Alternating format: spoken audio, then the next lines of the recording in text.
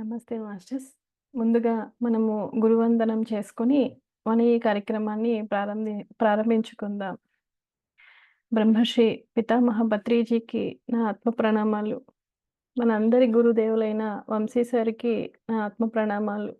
నాకు గురువుగా, మెంటర్‌గా నా వెనక ఉండి నన్ను నడిపిస్తున్న హైమ మేడంకి నా ఆత్మ ప్రణామాలు.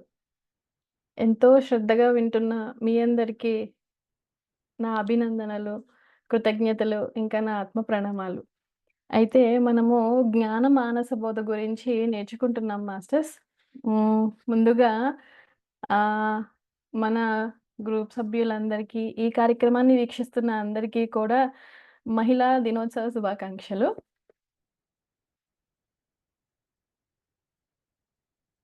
అయితే మనము గత వారం నేర్చుకున్న శ్లోకాల్ని ఒకసారి ఆహ్, చూసుకొని అప్పుడు మనము ఈ వారం నేర్చుకున్న శ్లోకాలని నేర్చుకుందాం.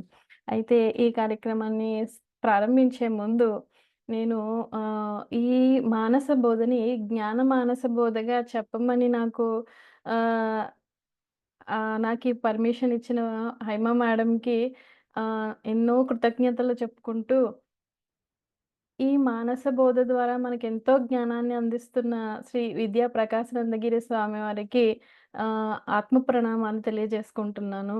ఇంకా నా ఆహ్, మొదటి గురువైన మా అమ్మగారికి, నాన్నగారికి కూడా ఎన్నో కృతజ్ఞతలు చెప్తూ నేను వారికి కూడా వారి పాదాలకి నమస్కరిస్తూ నేను ఆత్మ ప్రణామాలు తెలియజేసుకుంటున్నాను.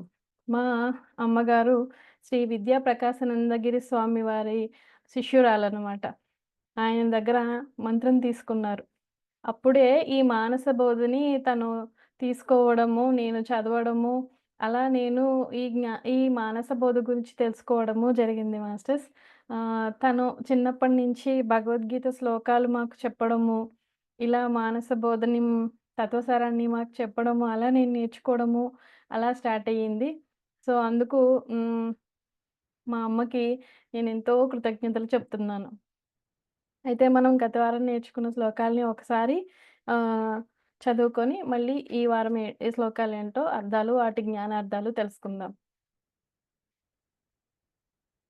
ఇలలోన విద్యలు ఇన్నియుయున్నను దుఃఖాన్ని బాపవు మనసా దుఃఖమును పోగొట్టు ఏకైక సాధనము పరమార్థ విద్యయే మనసా స్వప్నమున ఇన్నియు దుఃఖములున్నను మేల్కాంచినప్పుడేది మనసా సంసార దుఃఖాలు ఆత్మానుభూతిచే తొలగిపోవును ఓయి మనసా.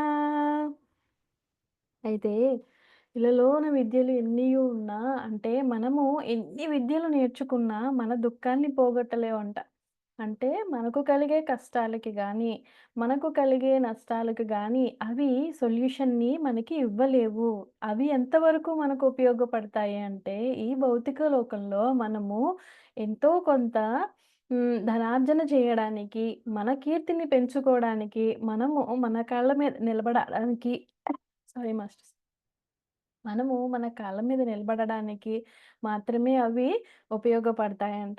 కానీ మనకొస్తున్న కష్టాల్ని ఆపడానికి గానీ, మనము ఎందుకు బాధపడుతున్నాము? ఈ కష్టం నాకెందుకొచ్చింది? అనే వాటిని తెలుసుకోవడానికి అవి ఎందుకు ఉపయోగపడవు. ఇంకా ఏం చెప్తున్నారు? స్వప్నంలో ఎన్నో చూస్తుంటాం మనము. అప్పుడు స్వప్నంలో ఉన్న మళ్ళీ ఆ కలలోంచి బయటికి వచ్చిన తర్వాత ఉన్న మనము అక్కడి నుంచి వేరుగా ఉన్నాం కదా! ఆ స్వప్నాన్ని అప్పుడు మర్చిపోయాం కదా! అప్పుడు మర్చిపోయాము. అక్కడి నుంచి బయటకి వచ్చేసాము. అలాగే అప్పుడున్న భయము కానీ, అప్పుడున్న సంతోషం కానీ, ఇప్పుడు లేవు కదా మనకి స్వప్నం నుంచి బయటకొచ్చిన తర్వాత. అలాగే సంసార దుఃఖాలు కూడా ఆత్మానుభూతితో తొలగిపోతాయంట. మరి ఆత్మానుభూతి ఎలా కలుగుతుంది అంటే, ధ్యానం వల్ల కలుగుతుంది. ఆత్మానుభూతిని, ఆత్మని తెలుసుకోవడము, మన మనస్సుని మనం శూన్యం చేసుకోవడము ఒక్క ధ్యానం వల్లే జరుగుతుంది. కాబట్టి మనము నిరంతరం ధ్యాన సాధనని వదలకూడదు. ధ్యాన సాధనని మనం ఎప్పుడూ చేస్తూనే ఉండాలి. అయితే తర్వాత శ్లోకాలు చెప్తాం. పరిపూర్ణమైనట్టి ఆనందమంతయు లోననే కలదు ఓ మనసా. బాహ్య దృష్టిని వదలి లోని దృష్టిని బడసి ఆనందమందుమో మనసా. విషయ భోగాలను అనుభవించిన కొలది పెరుగుతున్నది ఆశ మనసా. వైరాగ్యమును బూని విషయాల నరికట్టి ఆత్మానుభవముందు మనసా. అయితే పరిపూర్ణమైన ఆనందమంతా మనకి లోపలే ఉంది. బయట ఎంత వెతికినా అది ఉండదు. బయట వచ్చే సంతోషాలు కానీ, బయట నుంచి మనము పొందే ఆనందం కానీ ఏదైనా క్షణికమే. క్షణికమైన ఆనందం కోసం, క్షణికమైన సుఖం కోసం, కొద్ది రోజుల ఆనందం కోసం మనము ఎంతో కష్టపడుతూ ఎన్నో పరుగులు తీస్తున్నాం కదా! మరి అవి క్షణికాలు. మరి అసలైన ఆనందం ఎక్కడుంది అంటే, అసలైన ఆనందం మన ఆత్మలో ఉంది. మరి అది ఎలా తెలుసుకోవాలి? ఆత్మని ఎలా చేరుకోవాలి అంటే, మన మనస్సుని నిరంతరం ఓ మనసా నువ్వు ఈ మ ఏం చెప్పాలి దానికి అంటే నువ్వు శరీరానివి కాదు. ఎప్పుడు ఎప్పుడు పడిపోతుందో తెలియని శరీరానివి నువ్వు కాదు. అలా అని మనస్సు అయిన నువ్వే నేననుకుంటున్నావేమో. నువ్వు కాదు. నీ లోపల ఒక శుద్ధ చైతన్యం ఉంది. అదే నువ్వు. అది నువ్వు తెలుసుకో అని మన మనస్సుకి మనము నిరంతరం బోధిస్తూ ఉండాలంట. నిరంతరం జరిగే ఈ బోధన వల్ల మన మనస్సు ఒక రోజుకి దానికి ఏమవుతుంది ఎన్నో జన్మల నుంచి మనం తెచ్చుకున్న ఈ ఏవైతే జన్మల నుంచి ఈరోజు చూడండి నేనున్నాను.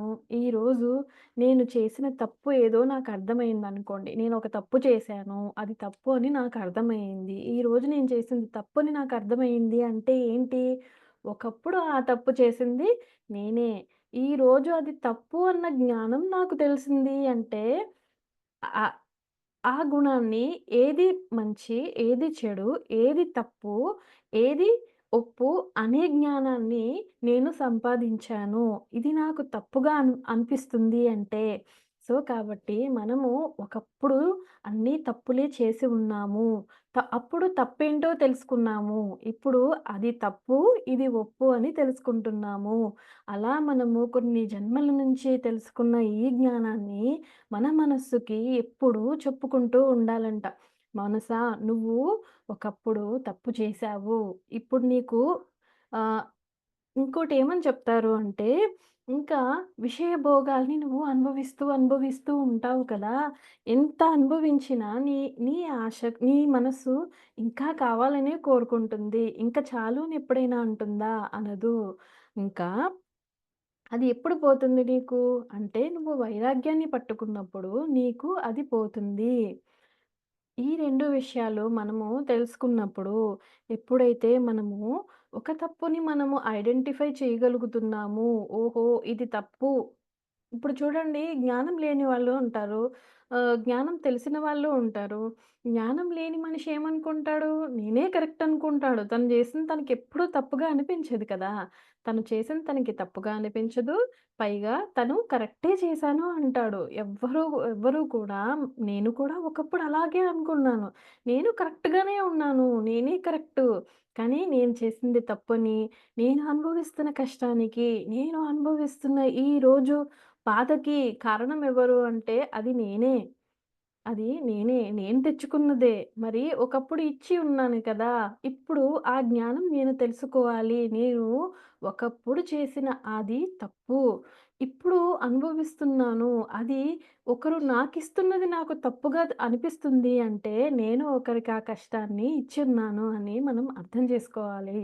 అది ఎప్పుడు మనకు అర్థమవుతుంది అంటే, మనము మన గురించి ఆలోచించుకుని, మనము మన అంతర్ముఖం అయినప్పుడు, మన మనస్సుని మనం అంతర్ముఖం చేసినప్పుడు, బాహ్య విషయాల మీద దృష్టి తక్కువ పెట్టి, విషయాల మీద దృష్టి ఎక్కువ పెట్టినప్పుడు, మనకి ధ్యానాన్ని నిరంతరం అభ్యసిస్తున్నప్పుడు మనకి అది అర్థమవుతుంది అని చెప్తున్నారు.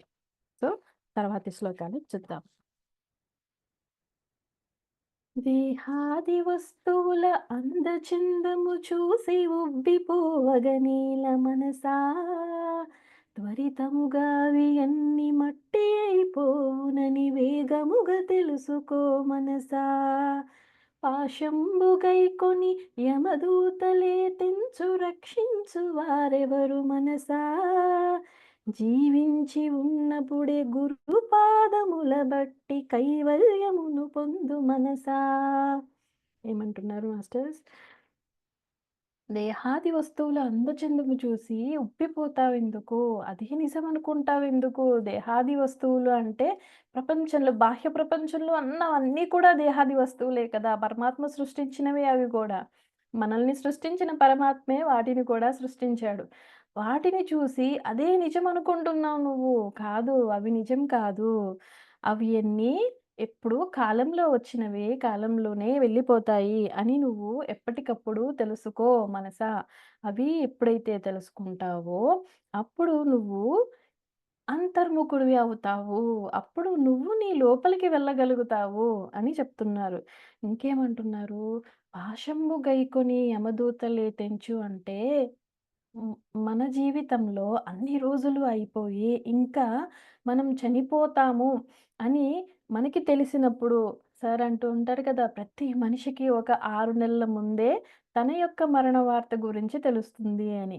అలా మన మరణ మరణము గురించి మనకి అనిపించినప్పుడు, మనకి తెలుస్తుంది మన లోపల ఇంకా ఈ భూమి మీద ఇంక నేను ఎక్కువ సేపు ఉండనేమో, ఎక్కువ కాలం ఉండనేమో అని మనకే తెలుస్తుందంట. అట్లా తెలిసినప్పుడు ఏం చేస్తావు? మనల్నెవరు రక్షిస్తారప్పుడు? ఎందుకంటే భౌతిక లోకమే మనము. భౌతికంగా ఉన్నదే మనము. ఈ శరీరమే మనము. ఈ శరీరమే నేను అనుకుంటున్న నువ్వు అప్పుడేమి చేస్తావు? నీతో ఏమి వస్తాయి? ఏమి వస్తాయి అంటే నువ్వు చేసిన పాపము, మంచిని పంచావా? మంచిని చేశావా? పుణ్యం వస్తుంది. ఇతరులని హింసించావా? హింస చేశావా? బాధ పెట్టావా? పాపమొస్తుంది. నీతో వచ్చేవి ఎప్పటికి ఈ రెండే. ఈ 2 మాత్రమే నీతో వస్తాయి. ఇంకా ఏవి కూడా ఈ భౌతిక ప్రపంచంలో నాది, నేను, నా వాళ్ళు అనుకున్న ఎవ్వరూ నీతో రారు. వచ్చేదల్లా ఏది అంటే నీ పుణ్యము, పాపము మాత్రమే నీతో వస్తాయి అని, అని చెప్తున్నారు. ఇంకేమంటున్నారు? దైవ చింతన లేక నిమిషము గడిచిన వ్యర్థమే యగునువో మనసా సావధానుండవై ఇకనైన నీవిప్పుడు దైవాన్ని చింతించు మనసా కన్ను బాగున్నప్పుడే కాలు బాగున్నప్పుడే నేనెవరు తెలుసుకో మనసా అంగమ్ములన్నీయు శిథిలమ్ము కానప్పుడే దైవ కార్యము చేయి మనసా. అయితే అంట దైవ చింతన లేకుండా నువ్వు ఎన్ని జన్మలు గడిపినా, ఎన్ని జన్మల్లో దేవుడు లేడు, ఏం లేడు, ఏం చేయను నేను. నువ్వు నమ్ముతావేమో దేవుడిని, నేను నమ్మను అంటారు కదా చాలామంది. చాలామంది అసలు దేవుడినే నమ్మరు. ఇక్కడేమంటున్నారు? దైవ చింతన లేక నిమిషము గడిచినా అది వ్యర్థమేనంట. అంటే మన మనస్సు ఎప్పుడూ కూడా నిరంతరం దైవ చింతనలో ఉండాలి. కొంతమంది చూడండి ఎంతోమంది జ్ఞానులు ఏం చేస్తారు? ఎప్పుడు రామ రామ రామ రామ అనుకుంటూ ఉంటారు. కృష్ణ కృష్ణ కృష్ణ కృష్ణ అనుకుంటారు. హరే రామ అంటూ ఉంటారు. నిరంతరం దైవ చింతన. వాళ్ళు చేసేదేంటి? ఇంకా కొంతమంది ఏది చేసినా కృష్ణార్పణం అని అనుకుంటారు. బాబాని నమ్మేవాళ్ళైతే బాబా అనుకుంటారు. అలా మనము ఎప్పుడూ కూడా నిరంతరం దైవ చింతనలో మన మనస్సుని నిమగ్నం చెయ్యాలంట. ఎప్పుడైతే మనము మన మనస్సుని దైవ చింతనలో నిమగ్నం చేస్తామో, అప్పుడు మనము మన మన ఆత్మ గురించి, ఆ భగవంతుడి గురించి తెలుసుకోగలుగుతాము అని చెప్తున్నారు. ఇంకేమంటున్నారు? కన్ను బాగున్నప్పుడే, కాలు బాగున్నప్పుడే నేనెవరో తెలుసుకో అంటున్నారు. అంటే నేనెవరు అంటే దైవాన్ని గురించా అంటే కాదు. మరి ఎవరి గురించి అంటే నీ గురించి.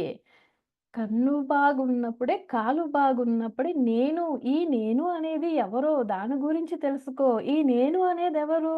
నేను అనేది కనిపించే శరీరమా?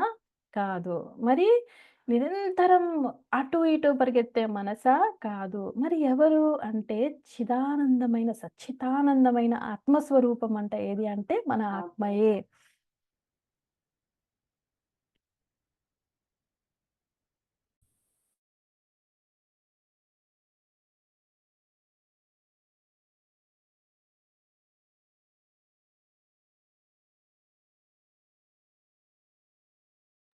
Sorry masters. అయితే మరి నిరంతరము మనము ఈ భగవత్ చింతనలో ఉండడం వల్ల ఏమొస్తుందంట? నిరంతరం దైవ చింతనలో ఉంటే ఇక్ అప్పుడు నువ్వు ఏం చేస్తావు? ఒక్క నిమిషమైనా దైవ చింతన లేకపోతే నువ్వు గడిపిన ఆ సమయం వ్యర్థమే. చూడండి, మనము ఎప్పుడు మనము సజ్జన సాంగత్యం చేసుకుంటూ ఉంటాం గదా! ప్రతిరోజు. ఈ సజ్జన సాంగత్యంలో అసలెప్పుడు బోర్ కొట్టడం అనేదే ఉండదు. ఇంకా ఏమనిపిస్తుంది? అయ్యో! అప్పుడే అయిపోయిందా? అప్పుడే అయిపోయిందా టైము? అప్పుడే అయిపోయిందా క్లాసు? అనిపిస్తుంది గదా!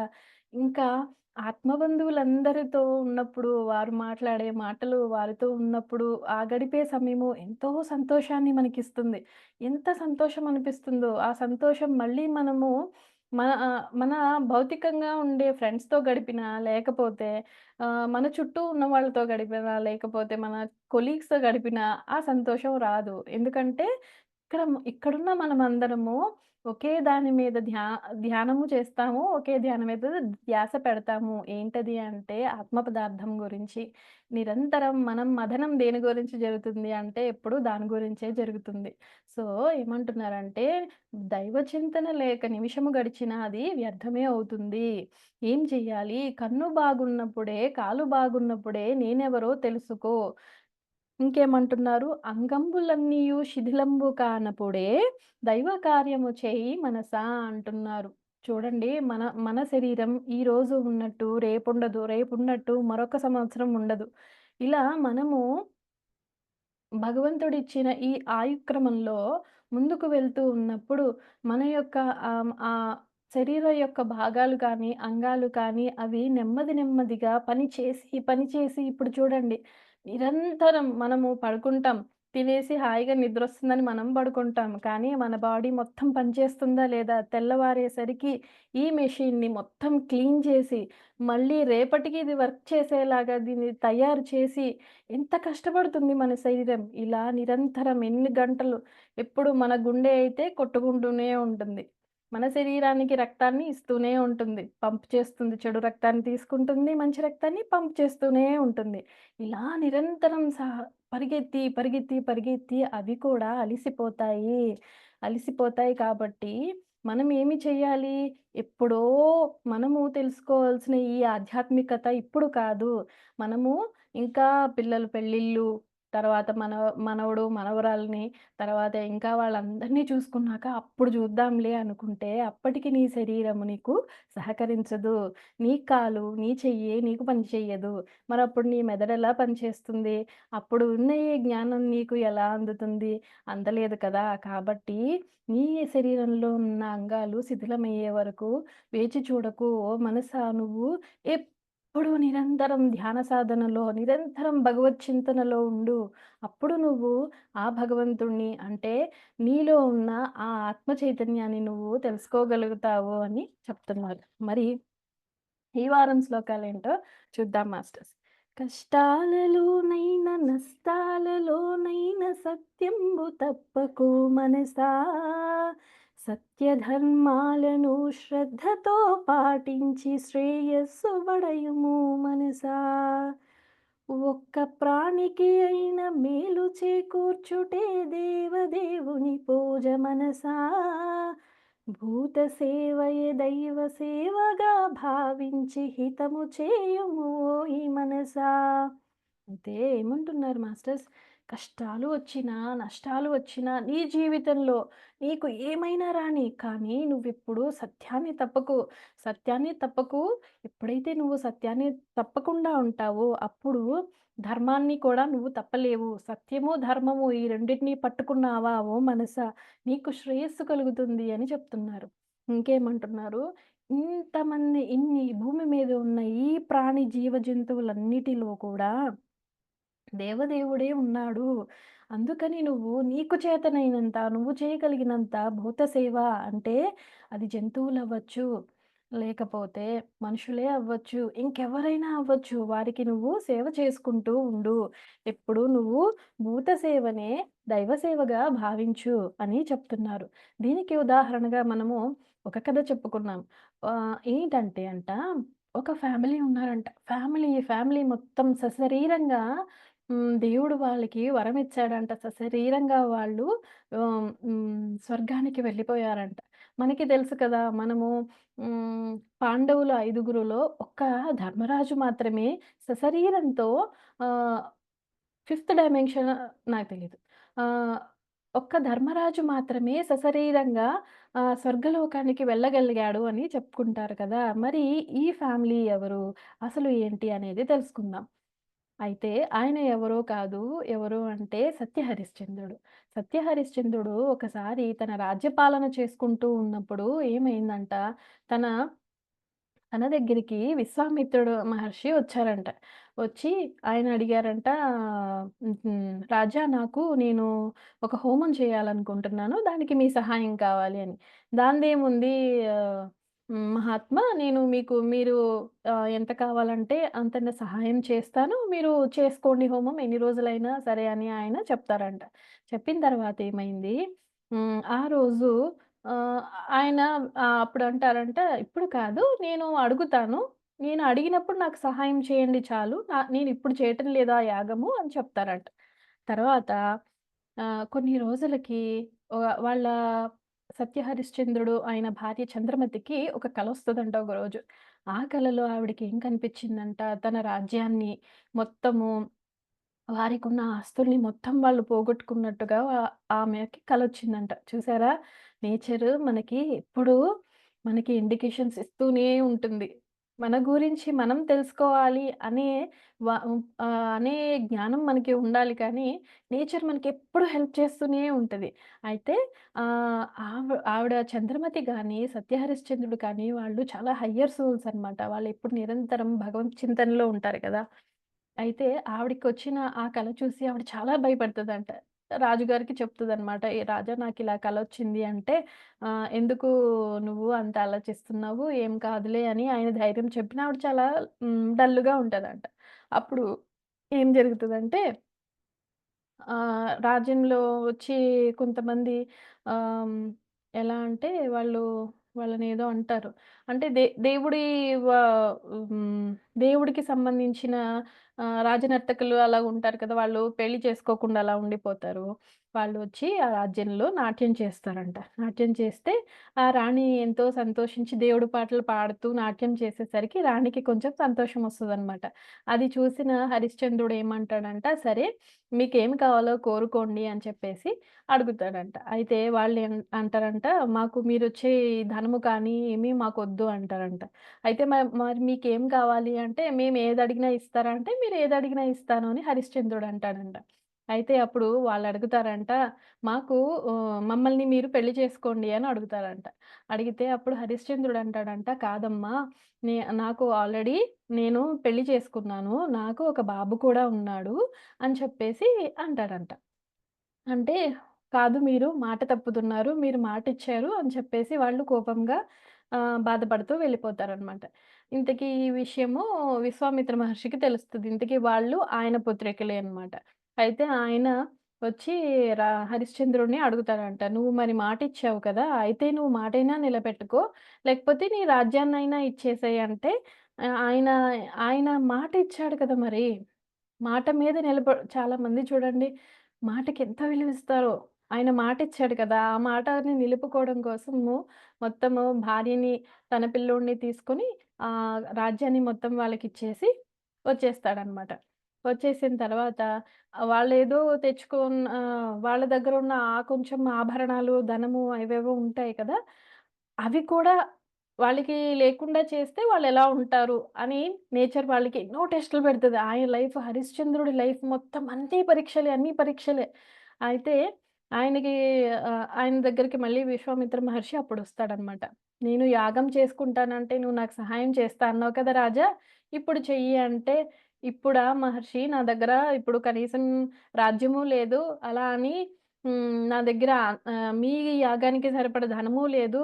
అంటే మరి ఇప్పుడు నువ్వు మాటను నిలబెట్టుకుంటావా? లేకపోతే నువ్వు ఓడిపోతావా?" అని చెప్పేసి అంటాడనమాట. అంటే అప్పుడు ఆయనేం చేస్తాడంటే ఆయన దగ్గరున్న ధనము మొత్తము అన్నీ ఆయనకిచ్చేసి, "ప్రస్తుతం నా దగ్గర ఉన్నవి ఇవే" అని చెప్పేసి ఇచ్చేస్తాడనమాట. అలా వెళ్ళి వెళ్ళి వాళ్ళు అక్కడి నుంచి కాశీపట్నం వెళ్తారంట. కాశీపట్నం వెళ్ళినా అయితే ఇక్కడ చూడండి ఆయన మనోస్థైర్యము. ఆయన అక్కడికి వెళ్ళినా కూడా భార్యతో అంటాడంట, "మన కష్టాలెలా ఉన్నా చూసావా చంద్రమతి మనము కాశీ రాగలిగాము" అని ఎంతో సంతోషపడతాడంట. అయితే అప్పుడు కాశీ నగరానికి వెళ్ళిన తర్వాత అక్కడ వాళ్ళని వాళ్ళు పోషించుకునే వీలు లేక ఆయనేమో ఒక ఏం చేస్తారంటే, అక్కడ ఏంటి వాళ్ళని వాళ్ళు వేలం వేసుకుంటారంట. అప్పుడు ఆమె భార్య ఏమో ఒకరికి మాకింట్లో ఒక పని మనిషి కావాలి అని భార్యని, బిడ్డని ఒకతను తీసుకెళ్తాడు ఇంట్లో పని చేపిచ్చుకోవడానికి. ఈయనేమో ఒకతని దగ్గర పనికి ఆహ్, చే చేరుతాడనమాట. ఆయనెవరు అంటే కాటి కాపరి. ఒక కాటి కాపరి దగ్గర ఆయన పనికి చేరతాడు. ఇది తీరా ఏమవుతుంది, ఇలా కొన్ని రోజులు గడిచిన తర్వాత వాళ్ళ బాబుకి పాము కాటేస్తదనమాట. పాము కాటేస్తుంటే ఎవరో పిల్లలు పరిగెత్తుకుంటూ వచ్చి, "అమ్మ, అమ్మ మీ బాబుని పాము కాటేసింది" అని చెప్పేసి చెప్తే, ఆ ఇంటి యజమానికి చెప్పి, "అమ్మ, అమ్మ మా బాబుని పాము కాటేసిందంట. నేను వెళ్ళిపోవాలి" అని ఆమె చెప్తదనమాట. చెప్తే అసలు ఆ యజమాని ఒప్పుకోదు. "ఇంత పనుంది ఇప్పుడెలా వెళ్ళిపోతావు? ఈ పని చేసెళ్ళు, ఆ పని చేసెళ్ళని" ఇంకా ఇంకా పనులు చెప్తూ ఉంటది. పాపం ఎంతో ఎంతో దుఃఖంతో, బాధలో కూడా ఆ పనిని గబగబా, గబగబా చేసేస్తూ ఉంటదంట. ఇంకొక బాబొచ్చి, "అమ్మ మీ బాబు నోట్లోంచి నురగలు కక్కుతున్నాడు బాగా మీరు తొందరగా రండి" అంటాడు. మళ్ళీ ఆమెనడిగితే, ఈ ఒక్క పని, ఈ పని చేసెళ్ళు" అంటది. ఇంకా ఆ పని చేస్తూ ఆమె వెళ్దాము అనుకునేసరికి, "అమ్మ మీరింక వచ్చినా ఉపయోగం లేదు. బాబు శరీరం మొత్తం నల్లగా అయిపోయింది" అని చెప్తారంట. చెప్పిన తర్వాత అయితే ఆ పరిస్థితుల్లో కూడా ఆమె నాకెందుకు ఈ పరిస్థితొచ్చింది? ఆయన ఇచ్చిన మాట వల్ల కదా! అని హరిశ్చంద్రుడిని కానీ, బాబు ఇలా అయిపోయాడు, ఇలా మనల్ని మనం వేలం వేసుకునే పరిస్థితొచ్చింది అని విశ్వామిత్రుడిని కానీ అసలామె ఒక్క మాట కూడా తిట్టుకోదంట మనసులో కూడా. అదే మనమైతే మనం అసలలా ఉండలేమేమో గదా! అందుకే వాళ్ళు హయ్యర్ సోల్స్. అయితే ఆమె ఏం చేసిందప్పుడు హ్మ్. బాబు పరిగెత్తుకుంటూ బాబు దగ్గరికి వెళ్ళింది. అప్పటికే బాబు చనిపోయాడు. ఇంకొక పాపం ఇంక చేసేదేమి లేక బాబుని చేతిలో పట్టుకొని ఎక్కడికి అంటే శ్మశానానికి బయలుదేరుతది. ఆయన హరిశ్చంద్రుడు శ్మశానంలో ఉన్నాడని ఆవిడకి తెలీదు. ఆవిడి బాబునెత్తుకొనొచ్చిందని ఆయనకి తెలీదు. ఆయన అంటాడంట, "అమ్మ మా యజమాని ఇప్పుడు లేడు. ఇప్పుడు మీ బాబుని దహనం చేయాలి అంటే డబ్బులు కట్టాలి. ముందు నాకు డబ్బులివ్వండి మీరు. డబ్బులిస్తే మీ బాబుని దహనం చేస్తాను" అని చెప్తాడంట. అయితే అప్పుడు "అయ్యా! నా దగ్గర ఏమీ లేవు. దహనం చేయడానికి నా బాబుని" అని చెప్తదంట. కానీ ఆయన అంటాడంట, "నీ దగ్గర మాంగల్యం ఉంది కదమ్మా! మాంగల్యం ఉంది కదమ్మా!" అంటాడంట. ఆవిడ దగ్గర చూస్తే పసుపు తాడు తప్ప ఏమీ ఉండదంట. అయితే హరిశ్చంద్రుల వారికి మాత్రమే ఉన్న ఒక ఇది ఏంటి అంటే, ఆయన స్వయంవరానికి వెళ్ళినప్పుడు చంద్రమతిని చూసినప్పుడు ఆయన అంటాడంట. ఆమె వరమాల పట్టుకొనున్నప్పుడు చంద్రమతిని చూసి ఆయన అంటాడంట. అరే! ఒక పెళ్ళైన స్త్రీని తీసుకొచ్చి నాకు పెళ్లి చేస్తున్నారేంటి అని. అప్పుడు అక్కడ ఉన్న ఒక ముని అంటారంట, "నీకు ఆమె పెళ్ళైన స్త్రీగా కనపడుతుందా?" అంటే, "అవును నాకలానే ఆమె మెడలో తాళిబొట్టు నాకు కనిపిస్తుంది" అంటే, "అయితే ఇంక ఏంటి తనే నీ భార్య" అని అంటారంట. ఆయనకి కనిపిస్తదనమాట. అయితే ఆయన ఆ నిమిషంలో కూడా ఎప్పుడైతే అట్లాగా "మాంగళ్యం ఉంది కదమ్మా! అది అమ్మేసి డబ్బులు తీసుకురా నీ బాబుని దహనం చేస్తాను" అంటాడు. ఎప్పుడైతే ఆయన అలా అన్నాడో, ఆమె మెడలో ఉన్నది పసుపు తాడు తప్ప ఇంకేమీ లేదు కదా! అని ఆమెకు తెలుసు కదా! తన భర్తే అని తను గుర్తించి అప్పుడు చెప్తది, "నేనే చంద్రమతిని, బాబు ఇలా అయిపోయాడు" అంటే ఇద్దరు ఎంతో ఏడుస్తారంట అప్పుడు. హరిశ్చంద్రుడి జీవితంలో తను ఫస్ట్ ఏడ్చింది అదే ఫస్ట్ ఏడవడం అంట. ఇన్ని కష్టాలకి ఓర్చుకున్నాడు. ఎప్పుడూ ఏడవలేదు. కానీ బాబు చనిపోయినప్పుడు మాత్రం ఆయన చాలా ఏడుస్తాడంట. ఏడ్చిన తర్వాత, "సరే అయితే వెళ్ళు. నువ్వు నువ్వు వెళ్ళి కట్టెలు కావాలి కదా! అవన్నా తీసుకురా.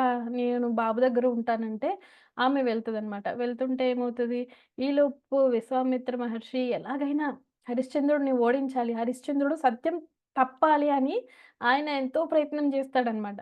ఈలోపు రాజుకు చెప్పి రాజుగారి దగ్గర ఏదో బంగారం పోయినట్టు సృష్టించి, రాజు భటుల్ని పంపించి ఇందాకటి దాకా ఒక బాబుని ఎత్తుకొని తీసుకెళ్ళింది. ఏదో బాబుని ఎత్తుకొని తీసుకెళ్తది కదా ఆమె. అయితే ఇందాక రాజు వీధుల్లో ఒక ఆమె ఎవరో తిరిగింది. ఆమె పట్టుకుపోయి ఉంటది బంగారం అంటే. అయితే ఆమెను తీసుకెళ్ళి ఆమెను తీసుకెళ్ళి ఉరి తీసేయండి అంటే, అయ్యో! ఒక స్త్రీని ఎలాగ రాజా అంటే, అయితే అక్కడ కాటి కాపరి ఉంటాడు కదా! హరిశ్చంద్రుడు అతనికి చెప్పి ఆమె ఆహ్, మరుసటి రోజు పొద్దున్న సూర్యుడిని చూడకుండా ఆమెను చంపేయమన్నానని చెప్పి అతనికి చెప్పండి. రాజు శాసనం కదా! అతను చేస్తాడు అని చెప్తాడనమాట. చూడండి కట్టెల కోసం అని వెళ్ళిన ఆమె మళ్ళీ ఒక తప్పు తప్పు చేసిన ఒక ఖైదీలాగా మళ్ళీ కాటి కాపరి దగ్గరకొస్తది ఆయన ఆయన దగ్గరికి. వచ్చిన తర్వాత ఇంకా లాస్ట్ పరీక్ష పెడతాడనమాట. ఏంటి భార్యని కూడా ఆయన కత్తితో నరికి చంపేయాలి తెల్లారేసరికి. అది ఎంత పరీక్ష. అప్పుడు ఆయన ఒక మాట చెప్పుకుంటాడంట తన హృదయానికి, "హృదయమా నువ్వు బాధపడకు, నువ్వు దిగులు పడకు. ఆ కత్తికి ఏమో ఆహ్, నువ్వు నాకు ధైర్యాన్ని ఇవ్వు" అని చెప్పేసి అనుకుంటాడనమాట. అయితే అప్పుడు హరిశ్చంద్రుడొచ్చి ఇంక లాస్ట్ ఛాన్స్ ఇస్తాడు. "నువ్వు అయితే ఓడిపోయానని ఒప్పుకో. మాటని తప్పావని ఒప్పుకో. లేకపోతే నువ్వు నువ్వు రేపటికల్లా నీ భార్యని కూడా నువ్వు కోల్పోవాల్సొస్తది. ఇప్పటికైనా మించిపోయింది లేదు ఆలోచించుకొని" లాస్ట్ ఛాన్స్ ఇస్తాడంట ఆయనొచ్చి. అప్పుడు కూడా ఆయన లేదు. సత్యాన్ని ఎప్పుడూ తప్పను. నా మాటని నేనెప్పుడూ తప్పను అని అప్పుడు కూడా ఆయన ఇంకా చంద్రమతి ఆ మాట అంటదంట, "ఏముంది ఇక్కడ చనిపోతే మనము పైన పైన స్వర్గలోకంలో కలుసుకోవచ్చు. మీరు వెంటనే నన్ను నరికేయండి, వెంటనే నన్ను నరికేయండి" అంటదంట. అయితే అప్పుడు ఇంకా ఆయన కత్తి పెట్టి ఇంకా ఆమెని చంపేద్దామని అనుకుంటున్నప్పుడు మొత్తము దేవతలందరూ వస్తారంట అక్కడికి.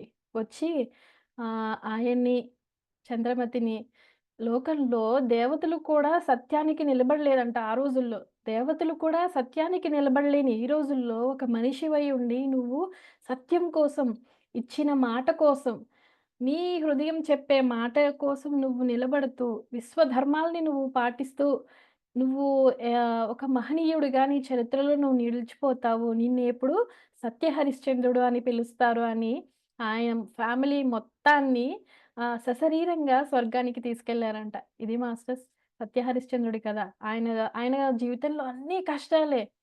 కష్టం వచ్చిందని ఆయన కృంగిపోలేదు. ఆయన కృంగిపోకుండా ఉండడానికి గల కారణం ఏంటి అంటారు? ఆయన మనోధైర్యం. ఆ ధైర్యం ఎలా వచ్చింది అంటే ఆయనకి తెలుసు. నిత్యము భగవంతుడిని స్మరించే వాళ్ళకి భగవంతుడి అండ ఎప్పుడూ ఉంటుంది. భగవంతుడు ఎవరు అంటే నాలో ఉన్న భగవంతుడే. ఆ భగవంతుడు వేరు కాదు. నేను వేరు కాదు. నేనే ఆయన, ఆయనే నేను అనే స్థితిలో వాళ్ళుంటారు. అలా ఉండగలిగిన వాళ్ళే అంత హయ్యర్ సోల్స్ కాబట్టే వాళ్ళు సత్యానికి అంతలా నిలబడగలిగారు. అయితే ఏమంటున్నారు మాస్టర్స్ మనం కూడా సత్యాన్ని, ధర్మాన్ని ఎప్పుడూ తప్పొద్దు. జ్ఞానం నేర్చుకుందాం. నేర్చుకున్న దాన్ని ఇంప్లిమెంట్ చేద్దాం. ఇంప్లిమెంట్ చేసిన దాన్ని మనము నిత్య జీవితంలో మనం ఉన్నామో లేదో చెక్ చేసుకుందాం. ఇలా చేసుకోవడం వల్ల ఏమవుతుంది అంటే మనకి శ్రేయస్సు కలుగుతుంది. ఇంకేంటి మనకి తోచినంత మనము ఎప్పుడూ కూడా మన జీవ జంతువుల్ని మనం కాపాడుకుంటూ వాటికి సేవ చేద్దాం. ఇప్పుడు చూడండి ఇప్పుడొచ్చే ఈ సమ్మర్‌లో ఈ వేడికి హ్మ్. మనము అసలింత వేడి పెరిగిపోవడానికి కారణం ఏంటి అంటే, ఓజోన్ పొర మొత్తము చిల్లులు పడిపోయింది. ఎందుకు పడిపోయింది అంటే, కాలుష్యం వల్ల. ఇంత కాలుష్యం ఎందుకొచ్చింది అంటే, మనిషి తను స్వార్థానికి, తను ఎంతో లగ్జరీగా బతకడానికి, తన తెలివితేటలతో తను కనిపెట్టిన అన్నీ కూడా భూమిని పొల్యూషన్ చేసేసాయి. కాలుష్యం అయిపోయింది భూమి. గాలి కాలుష్యం అయిపోయింది. ఇప్పుడు మనం తింటున్న తిండిలో కూడా అన్నీ కల్తీలే. ఏది ఏది ఒరిజినల్‌గా ఉంది? ఏదీ లేదు. మనిషి స్వార్థం చూసారా? అది ఇప్పుడు ఈ వేడి పెరిగిపోవడానికి మనిషి యొక్క స్వార్థమే దానికి కారణం. అయితే మరి ఈ మనిషి ఒక్కడే కదా బాధపడాలి. మనిషి ఒక్కడే బాధపడుతున్నాడా? చూడండి ఈ వేడికి పాపం చిన్న చిన్న పక్షులు నీళ్ళ కోసం నీళ్లు లేక, జంతువులు నీళ్లు లేక అవి ఆ ఎండకి తట్టుకోలేక పాపం అల్లాడిపోతాయి కదా! కాబట్టి మనము మనకి తోచినంత వాటికి సేవ చేసుకుందాం. మనకి తోచినంత సాయం మనం చేసుకుందాం. మన మన వల్ల పాపం అవి ఇబ్బంది పడుతున్నాయి. ఈ రోజున చూడండి మనిషి కూడా తన జ్ఞానం లేక రాక్షసత్వంలో తను ఎన్నో జంతువుల్ని చంపేస్తూ, వాటినే తింటూ, అవి మన కోసమే పుట్టినయి అనే అజ్ఞానంలో బ్రతుకుతూ ఎన్నో జీవుల్ని చంపేస్తున్నాడు కదా! అది కూడా మనిషి చేసింది. ఇదంతా మళ్ళీ విశ్వకర్మలా మారి మళ్ళీ ఆ కర్మని మనమే అనుభవిస్తున్నాం. ఎన్నో ఈ రోజుల్లో ఒక్కరి జీవితాన్ని మనం కదిలించిన ప్రతి ఒక్కరూ ఏదో ఒక బాధతో బాధపడుతున్న వాళ్ళే. హమ్మయ్య! నేను ప్రశాంతంగా ఉన్నాను. నేను సుఖంగా ఉన్నాను. నాకేంటి అనేవాళ్ళున్నారా చెప్పండి? పైకి చెప్తారేమో కానీ, వాళ్ళ మానసిక స్థితిలో వాళ్ళ లోపల అంతరంగంలో వాళ్ళెంత బాధపడుతున్నారు అవేవి చెప్పరు. పైకున్న ఈ భౌతిక ఆనందాలు, సుఖాలు చూపిచ్చి మేము చాలా బాగున్నామనుకుంటారు. కానీ ఎవ్వరికీ కూడా సెల్ఫ్ సాటిస్ఫాక్షన్ అనేది ఈ రోజుల్లో లేదు. అది ఎందుకు లేదు అంటే, మనము మన చేతులతో ఇదంతా చేసుకున్నదే. ఇప్పుడు తర్వాత శ్లోకాన్ని చూద్దాం. ద్రవ్యంబులో కొంత దాన ధర్మము చేసి పుణ్యాన్ని ఆర్జించు మనసా పుణ్య సంపాదనే జ్ఞాన సంపాదనకు దారి తీయును ఓయి మనసా ఓంకార మంత్రమును శ్రద్ధతో భక్తితో జపము చేయుము ఓయి మనసా ప్రణవ జపము చేత పాపరాసంతయు భస్మమైపోవును మనసా.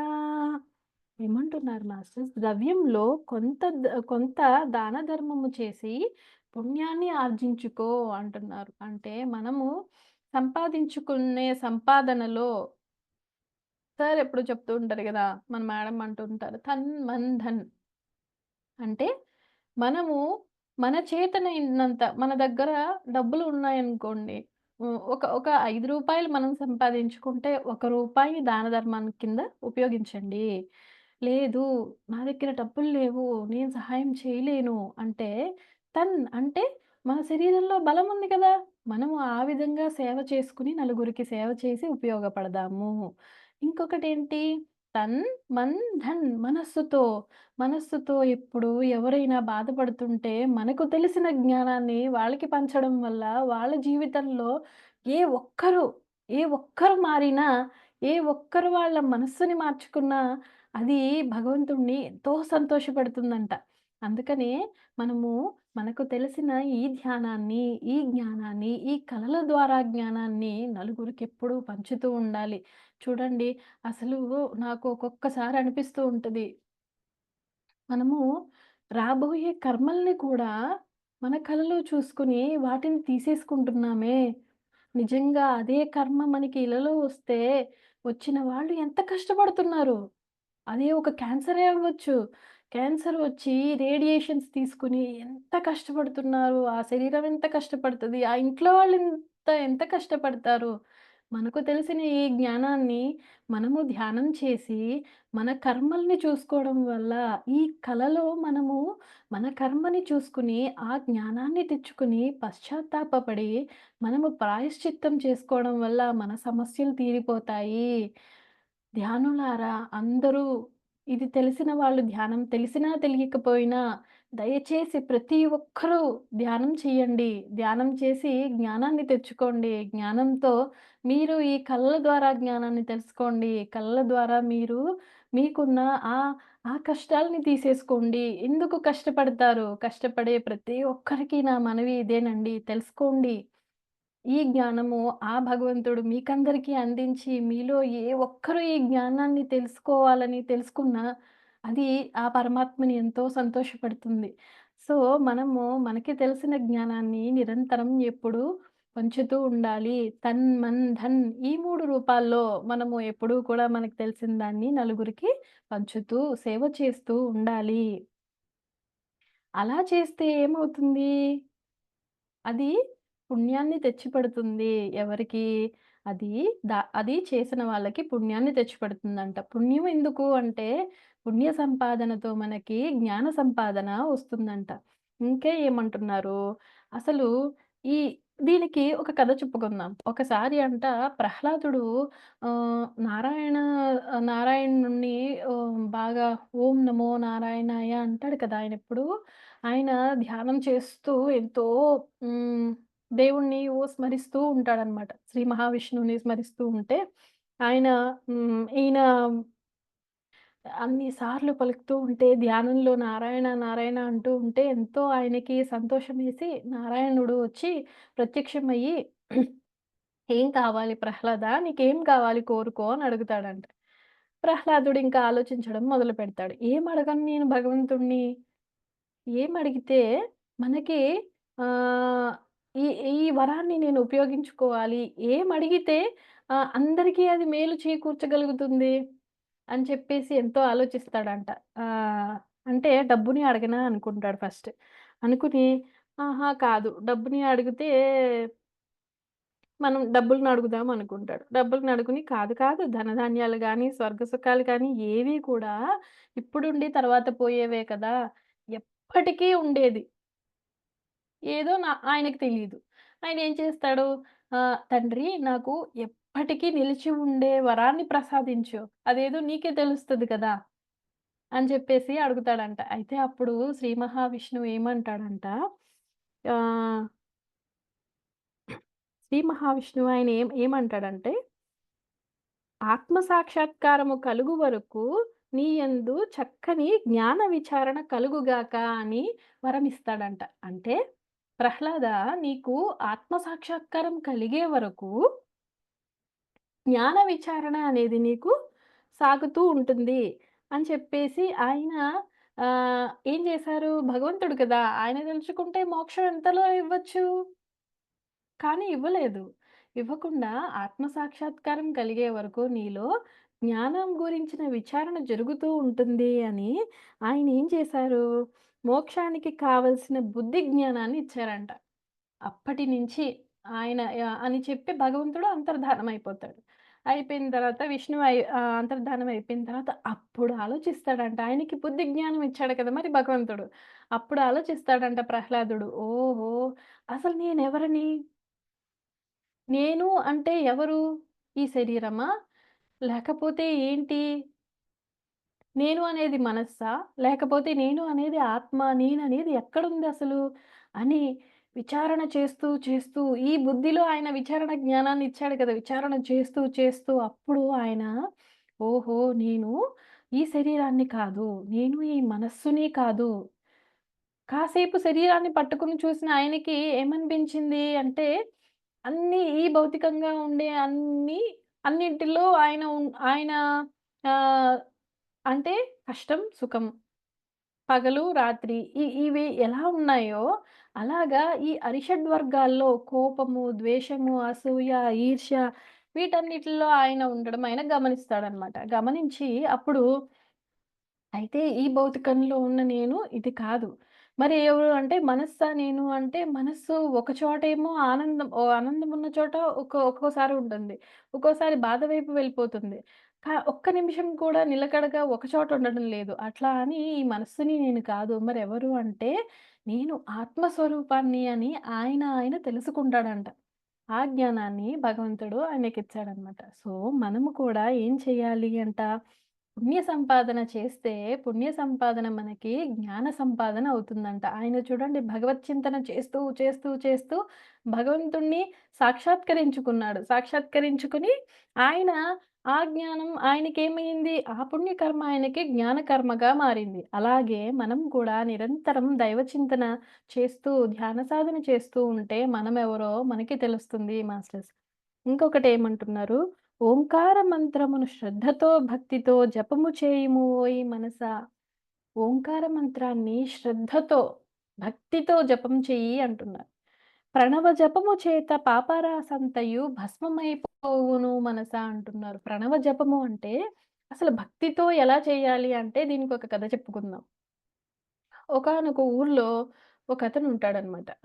అతనికి దైవభక్తి ఎక్కువగా ఉంటది. ఎప్పుడూ దైవ చింతనలో ఉంటూ ఉంటాడు. ఒకరోజు ఆయన గూడా నారాయణ మంత్రమే చదువుకుంటూ ఉంటాడనమాట. సరే, ఇలా చేస్తూ ఒకరోజు దేవుడి ముందు కూర్చొని నారాయణ, నారాయణ అంటూ ఇంకా ఆయనలో ఆ మంత్రంలో నిమగ్నమైపోయి అలా ధ్యాన స్థితిలోకి వెళ్ళిపోతాడు. ఎప్పుడైతే అంతా మనస, వాచ, కర్మణ అతను చేస్తున్న ఆ ధ్యాన ఆ నామస్మరణకి భగవంతుడు ఎంతో సంతోషించి అతని ముందు ప్రత్యక్షమవుతాడంట. ప్రత్యక్షమవుతే ఆ సంతోషంలో అతనికి ఏమి చెయ్యాలో అర్థం గాదు. భగవంతుడిని చూసి ఒక్కటే ఆనందం కలుగుతూ ఉంటదతనికి. కలిగి అయ్యో! భగవంతుడే నా ముందుకొచ్చాడు. నేనేమివ్వగలను దేవుడికి? అంటే భక్తి మార్గంలో ఉన్నాడతను. ఏం భక్తి మార్గంలో ఉన్న మనం ఏం చేస్తాం? దేవుడికెప్పుడు నైవేద్యాలు పెట్టడం, సంకీర్తనలు పాడడం ఇవే కదా మనం చేసేది. అతను చుట్టుపక్కల చూస్తున్నాడు. నేను ఏం పెట్టగలను దేవుడికి? ఏం పెట్టగలను అని చూస్తే అతనికి ఒక అరటిపండు కనపడతదనమాట. గబా గబా దేవుడిని చూస్తూ ఆ ఆనందంలో, ఆ తన్మయత్వంలో ఏం చేస్తాడు? గబగబా ఒలిచి పెట్టేస్తాడు. పెట్టేసి భగవంతుడు ఎంతో సంతోషంగా తిని, సంతోషించి ఆయన వెళ్ళిపోతాడు. వెళ్ళిపోయిన తర్వాత అప్పుడు చూసుకుంటాడితను. ఆ ఆనందంలో, ఆ తన్మయత్వంలో, ఆ సంతోషంలో అతనేం చేస్తాడంటే, అరటి పండుని పడేసి తొక్కన పెడతాడు భగవంతుడికి. ఎప్పుడైతే ఇతను అరే! నేను తొక్కన పెట్టానా దేవుడికి, అరటిపండు తొక్కన పెట్టానని అతను చూసుకొని అరే! నేను అరటి పండుని పెట్టలేదే, పండుని పెట్టలేదు. ఇంత జగత్తునే పాలించే ఆ తండ్రికి నేను కనీసం నైవేద్యం ఒక పండు పెట్టలేకపోయానా నేను అని చాలా బాధపడతాడనమాట. చాలా బాధపడి, ఈసారి ఇలా కాకూడదు. చాలా బాధపడి కొన్ని రోజులు బాధపడతాడు. బాధపడి సరే ఇంక ఇలా కాదు. నేను ఈసారి భగవంతుడు వస్తే నా దగ్గరికి, నేను ఖచ్చితంగా పండుని తొక్క తీసేసి పండుని మాత్రమే దేవుడికి పెట్టాలి అని ఖచ్చితంగా అనుకుంటాడనమాట. అనుకుని ఏం చేస్తాడు, ఈసారి అలాగే ఒకసారి ఒక అరటి గెలను తెచ్చుకొని తన పూజా మందిరంలో పెట్టుకుంటాడు. అరటి గెలను తెచ్చుకొని అరటిపండు ఒలవడం, పండును పట్టుకోవడం. తొక్క వలవడం, పండుని పట్టుకోవడం అదే ప్రాక్టీస్ చేస్తాడనమాట. ప్రాక్టీస్ చేసి మరి దేవుడు ఎప్పుడొస్తాడో తెలీదు గదా! ఎప్పుడొచ్చినా సరే తను రెడీగా ఉండాలి గదా! అందుకని ఈసారి మళ్ళీ దేవుడొస్తాడనమాట. వచ్చి ఆహ్, అదేంటి దేవుడు రాంగానే అతను సంతోషంగా ఏం చేస్తాడంటే అరటిపండును ఒలిచి స్వామికి పెడతాడు. పెడితే స్వామి స్వీకరించడనమాట దాన్ని. అయితే అదేంటి స్వామి మీకు పండునే కదా పెట్టాను. తొక్కనిది పెట్టలేదు గదా! మీరెందుకు స్వీకరించలేదు అని అడుగుతాడనమాట. అయితే అప్పుడు శ్రీ మహావిష్ణువు ఏమి సమాధానం ఇస్తాడంటే, "నువ్వు అంతకుముందు నాకు పెట్టింది తొక్కైనా సరే, అందులో భక్తి భక్తి భావన ఉంది. నీ భక్తే ప్రధానంగా ఉంది అందులో. భక్తి భావనే ఉంది. ఇంకేమీ లేదు. కానీ నువ్వు నాకు ఇప్పుడు పెట్టిన ఇందులో నేను పండును మాత్రమే పెట్టాలి అని నువ్వేం చేశావు? నీ ధ్యాసనంతా పండు మీద పెట్టావు. భగవంతుడి మీద లేదు అక్కడ. సో, కాబట్టి నువ్వు ఇలా చేశావు కాబట్టి నేను స్వీకరించలేదు అని చెప్పి భగవంతుడు అంతర్ధానం అయిపోతాడంట. అప్పుడు అతనికి అర్థమవుతుంది. ఓహో! భగవంతుడికి మనము ఏది పెట్టినా శ్రద్ధతో, భక్తితో, ప్రేమతో పెట్టాలి. ఏది పెట్టినా ఆయన స్వీకరిస్తాడు. అని అర్థమవుతుందనమాట. అయితే భగవద్గీతలో చెప్తాడు గదా కృష్ణుడు, "పత్రం, పుష్పం, ఫలం తోయం యో మే భక్త్యా ప్రయశ్చతి" అంటాడు గదా!